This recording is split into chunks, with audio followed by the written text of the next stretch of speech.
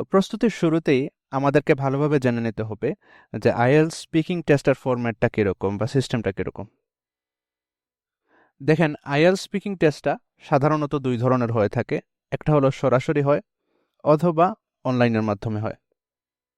অনলাইনের মাধ্যমে যদি হয়ও, তারপরেও আপনাকে এক্সাম সেন্টারে যেতে হবে এবং সেইখানে তাদের যে ডেজিগনেটেড রুম আছে সেই ডেজিগনেটেড রুমে ডেজিগনেটেড ল্যাপটপ বা কম্পিউটার ইউজ করে আপনাকে টেস্টটা দিতে হবে।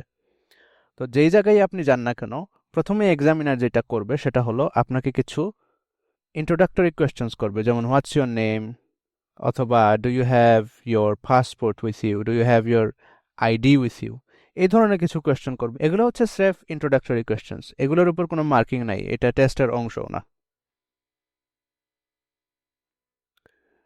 এরপর যখন ইন্ট্রোডাক্টরি কোয়েশ্চেনটা শেষ হয়ে যাবে, তখন মেইন পার্টে ঢুকে যাবে এবং মেইন পার্টটা হচ্ছে তিনটা অংশে বিভক্ত।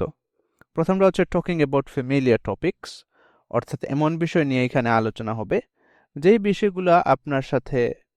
বিষয়গুলোর সাথে আপনি পরিচিত, যে বিষয়গুলো আপনি করে থাকেন, যে বিষয়গুলো আপনি এক্সপেরিয়েন্স করেন, যে বিষয়গুলো আপনি পছন্দ করেন, যেখানে আপনি থাকেন, কি করেন না করেন, এই ধরনের বিষয়। এরপর সেকেন্ড পার্টে আপনাকে টাস্ক দেওয়া হবে একটা স্পিচ দেওয়ার জন্য বা গিভিং এ টক। এরপর থার্ড পার্টে they will be asking you questions about abstract topics.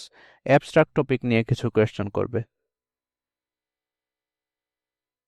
ইনশাল্লাহ আমরা একে একে প্রত্যেকটা কোয়েশ্চেন টাইপ নিয়ে আলোচনা করব এবং কোয়েশ্চেনের আনসার কিভাবে করতে হয় সেটা দেখাবো এবং কিভাবে প্র্যাকটিস করতে হয় সেটাও দেখাবো।